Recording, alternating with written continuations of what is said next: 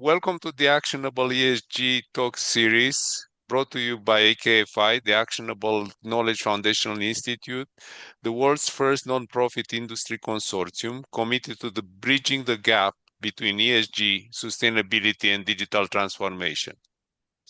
Actionable ESG Talk series bring together great minds to discuss the current and the future state of ESG, sustainability, and digital transformation, and of course AI. I'm delighted to be here with our guest, Alejandro Del Mar. Hello, Alejandro. I want to welcome you and read a little bit about your biography. You are a seasoned professional with over 20 years of global experience, currently serving as the CEO and founder of Seabridge AI and Seabridge Sustainability, both dedicated to helping clients navigate the complexities of environmental, social, and governance. We all know that ESG is the acronym, and the risks associated with integrating sustainability strategies with business objectives. A long list of expertise. I'll just quote that Alejandro expertise includes sustainability, strategy development, ESG, risk management, and guiding organizations to align with profit and purpose. Again, welcome, Alejandro. And without further ado, we usually kick off the conversation with a question about the ESG trends in 2026 and the outlook on AI and sustainability. And very recently, we've seen a executive order reducing or eliminating the consideration in EPA. So the floor is yours. Yeah, no, thank you for having me, Manuel. And I like the name of your initiative, Actionable ESG.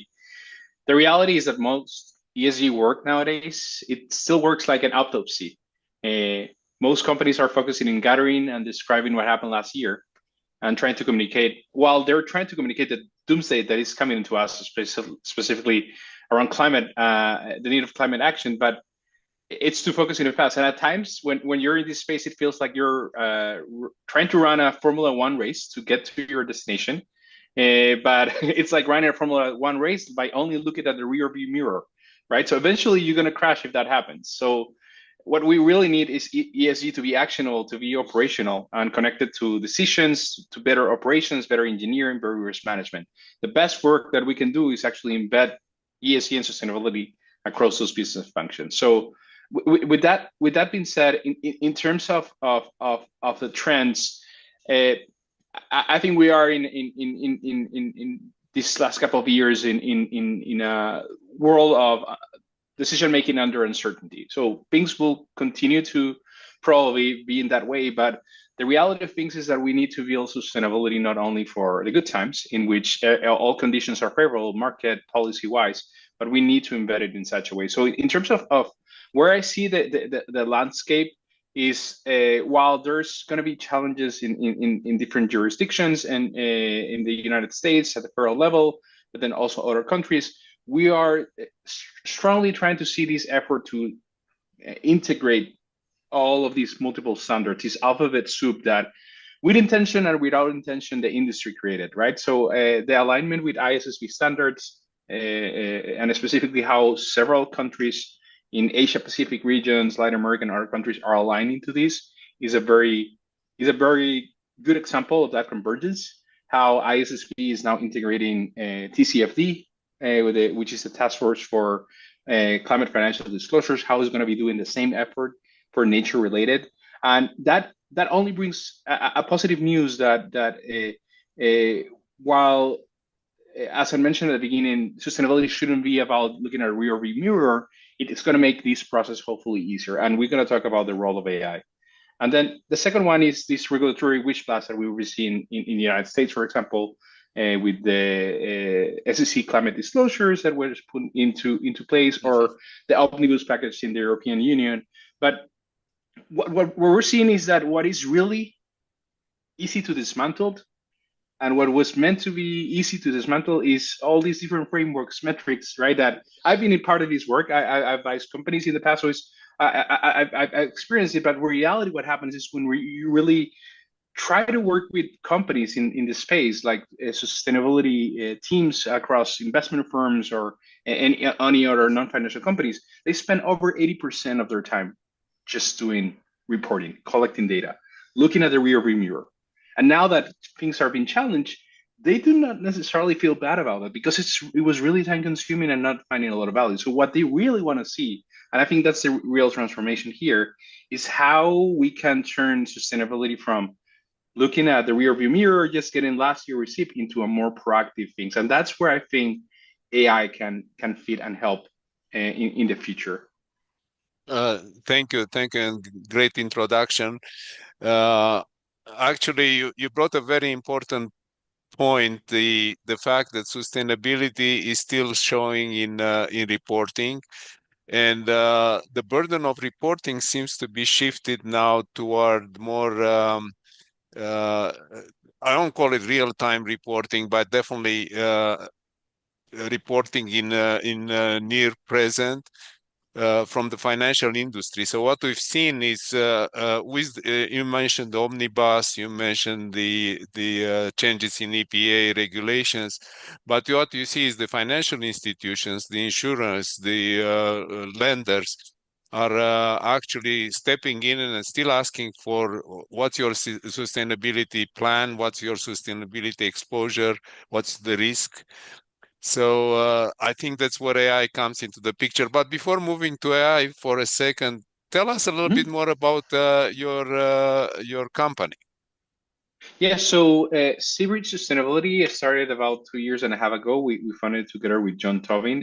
He's a full-time professor at Cornell University. We've been working together for 10 years, and we wanted to bring our experience on deep like research and also our applied experience in the industry in advising companies. But at the time, already 2 years and a half ago, when we decided to do that, we saw the emergence of generative AI. And based on some background I have on that, we decided, hey, if we're going to approach this, we really need to build a tool that can help us tackle the challenges and the pain points that we ourselves have felt on the sustainability industry. So that's why we decided to launch this a company that can complement it, but I think it's going to be where trends are going, which is Seabridge AI, that essentially is trying to responsibly use AI to reduce some of the main pain points around sustainability reporting and showing that there is a different way in which we can make AI truly about value creation.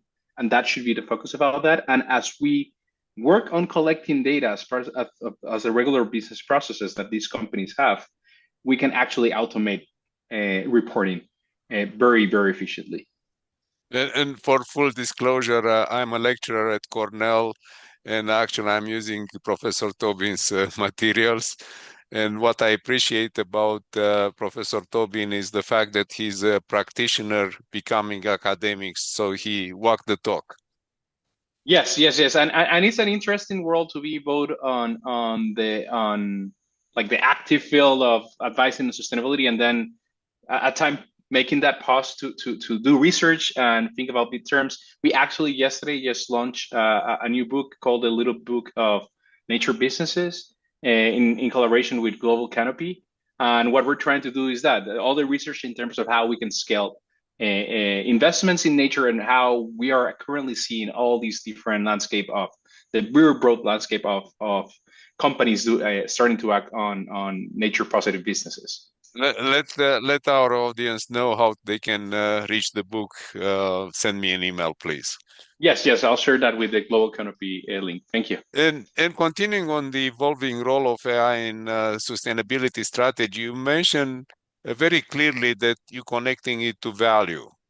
You're connecting it to uh, if I infer correctly from our starting of the conversation, the past was more rear view mirror reporting on the past. AI can do that if the data is accurate and so on, will be only as good as the data you feed in. But how do you move now the needle for the AI and sustainability strategy. So it moves from the past to the present to the future. Yeah, so and there's different ways to approach this discussion, right? One is the the the actual data gathering question and logistics of it, and then there's two key concepts, right? One is AI in sustainability, and the other one is the sustainability of AI, meaning how we're deploying that in the world, right? Which are very Absolutely. big discussions, and I actually want to touch more about the latter. But about the first thing, the sustainability space is only learning about like the multiple ways that we can use AI from the point of view of generative AI, which has been mostly now being introduced into existing solutions to automate the way you generate reports, reviewing and drafting responses to inquiries on from investors or regulators, quickly scanning through multiple documents in due diligence process when there's an investment deal for acquiring a property or a company, right? So all of this is the usage that sustainability professionals are becoming more acquainted to. A lot of this also entails like, hey, I'm aligned with this framework and this other framework, the alphabet soup. So a lot of solutions out there doing that in terms of, okay, yes, you're aligned. This is what you're missing. But the reality of things is that still not have permeated on to how you can build for the future. And the reality is that, and we can talk briefly on that, is that AI, it's not only what I think has become part of the mainstream or in terms of a solution. When now you hear the term AI, people will typically think of that in terms of large language models. But that's not all what AI is. AI, it's a multiple set of techniques to basically automate algorithms to help you execute repeatable tasks. And the understanding that difference between how you can use AI for very simple tasks like retrieving information from a document, right, versus how you can use AI in connection to sensors or robotics technology is very critical, right? I think one of the few things we need to do is to clearly differentiate when we're discussing using AI, what type of AI we're talking about, right? And it's also going to be very helpful as companies are trying to push forward. Let's integrate AI into this. We need to say what the specific problem we're trying to solve, because ultimately, it's like when you have a hammer, everything looks like a nail, but the but if you're gonna do some work, you need to know, right, what problem you're solving. And if all you're doing is trying to retrieve some information from a PDF and see whether or not it aligns with that report aligns with a standard, you don't need the most powerful frontier lab model to do that. There's a responsibility from the user and the people are building these tools to understand what type of AI I need for this problem, what is good enough in terms of I don't need the latest model to solve this specific problem, and get to learn about that, because that's also going to have a tremendous impact actually on the amount of energy usage, the amount of water usage related to AI, and how we're going to be deploying these things. Very, very interesting, and I think there are multiple threads we can pick on. One of them being that, as you said, there are multiple AIs, and there is no such a thing as universal AI. Our observation from AKFI is that companies are in the middle or at the beginning of the digital transformation and want to jump on AI. They find actually that AI doesn't perform well because of this gap between the data they have or they collect and the data that they can use for, as you said, for strategy development. Yeah, and I don't know if you're recording as a video, but I have some slides that I had on that Please distinction that go ahead. Please go might be ahead. useful for the user. So when we think about AI, typically for like non-technical people and specifically in the space of sustainability, it's good to think in 5 buckets. But this different set of AI techniques that we can use will also have different footprints in terms of energy, water, and of course emissions. So on the one hand, you have automation and evidence. So is this what I was saying? Is like retrieving information from the PDF files. So you use different techniques like optical character recognition and others. But the way you can use it is retrieving information from utility bills, scanning suppliers' documents, right? The impact is that you have audit-ready data. The challenge here is that you can actually run this on your computer, or and you if you have, and this is the terminology from the work in artificial intelligence. If you prompt it correctly and you have tested efficiently, you can use models that are not one that expensive to run and do not consume a lot of energy. The problem is that I'm seeing is that there's a lot of effort to use the latest frontier lab models, let's say GPT 5.2 or Opus 4.6 from Anthropic, to do very basic things that you can actually do that. And there's going to be the responsibility for this is both on the frontier lab companies and companies developing AI models, companies using these models to deploy it in the world, and then users themselves asking, is this the right fit for what I want to do? Right? You don't need like you don't need like it's like you go to AI, you're trying to get some insights, but it's like you're going to a neurosurgeon just to get your temperature tested. Right. It can give you the temperature, but you don't need a neurosurgeon to get your temperature, right? So that's one of the things. That the other is like predictive and optimization. So you can do forecasting, anomaly detection, other things, and you can. There are examples of leak detection in water networks, HAVC optimization across portfolio, even without starting to do retrofits. Like there's a lot of examples already how AI has been used over years for doing that. The footprint for that is medium, but then you can use some moderate cloud cost in terms of that, but not advancing a lot. The physical work is where I think, and the deep tech world is where I think real transformation is, because that's where you touch the physical component. So you have robots, drones, doing things like methane leaks detection or scanning solar panels, all robots automated with AI techniques that can help you identify areas of efficiency in agriculture. This is a big thing in terms of precision agriculture and others, forecasting, right? The footprint is mixed, but typically it's coming primarily from the hardware footprint. But you can always upgrade this specific hardware with better and more advanced AI, right? But you're not necessarily charging these models with all, again, the latest frontier models. And this bucket is the bucket that everybody is right now talking about, which is the more commercial AIs, your ChatGPTs, Anthropics, Geminis of the world, which are currently being used to multiple things like conduct due diligence, policy or regulatory implications. But a lot of what happens in this bucket can actually be integrated in the first one with much more efficiency. And that's something I think is very important. And then finally, the deep tech world is how AI, we can use this concept that is called AI science, co-scientists, which is essentially how you can use AI agents to help you do research.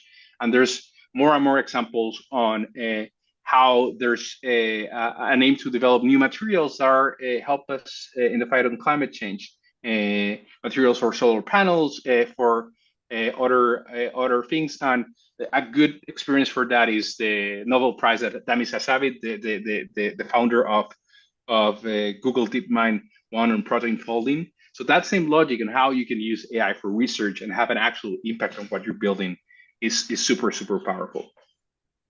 So, and very good actually distinction between different categories of AI. I like your you know uh, mentioning of a of a neurosurgeon trying to measure temperature. Take the temperature, which, by the way, the person can do maybe herself or himself, or Yeah. with little help. Yes. And And regarding that, I mean, that's the sustainability, AI in sustainability. So how we can use AI in helping us in sustainability work. The other side of the thing is the sustainability of AI, meaning how we are deploying it in the world and how what effects it has, right? And I think and I was thinking of how better frame this for the discussion, and I can across like this concept of the AI paradox, right?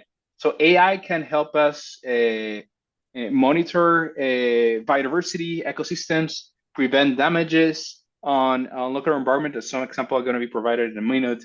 But it also affects the environment in terms of draining resources, water, energy, and others. So here's what I want to open on a quick picture. Like the two rivers paradox for me is represented in these two specific case studies. One is in Brazil, right?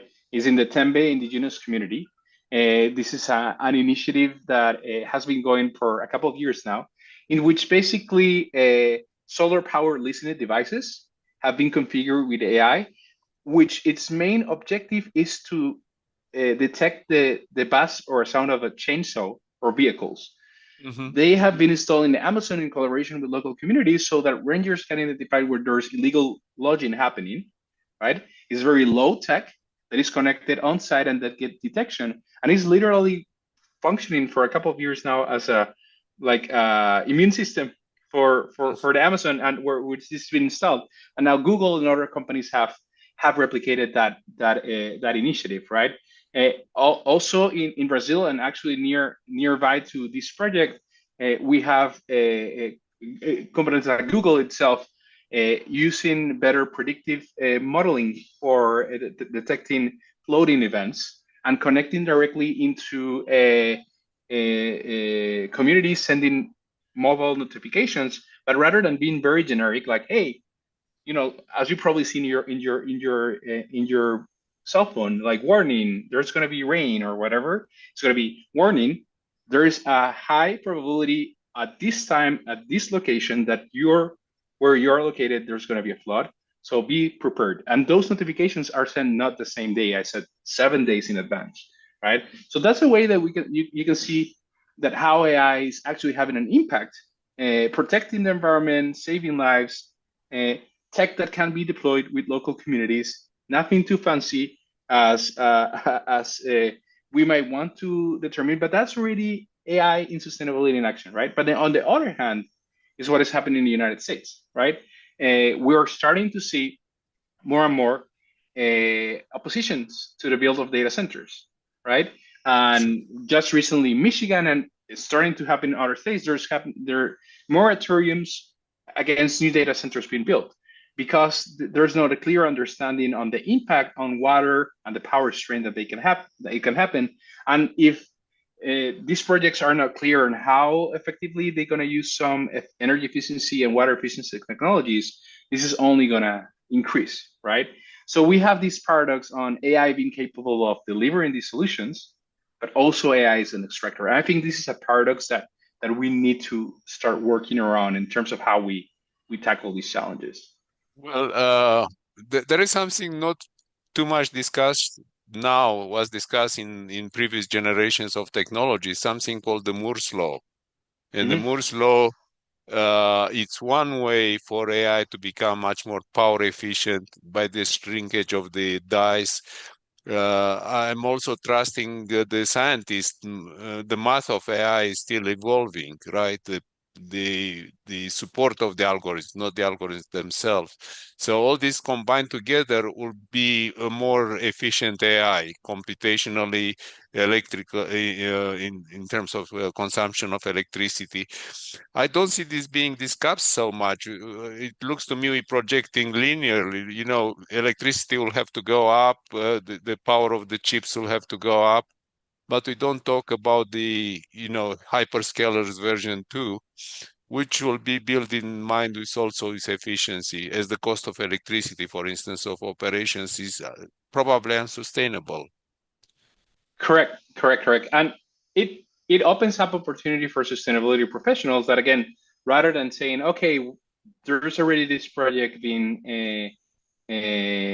built as a data center in this location, and looking backwards, okay, what were my emissions and what I can do moving forward? There's a lot of work that can already happen in where you place that data center in the first place, right? Because unlike extractive industries that that you have to put your mind there because that gold or any other natural resources there, is that you can place a data center on a place that is convenient and actually there's a Cornell research from late last year that show that by placing a data center in a given location and then using some energy efficiency and water efficiency measures like closed loop systems for water and others, you can actually reduce operational CO2 of that data center by 73% and water withdrawals by 86%.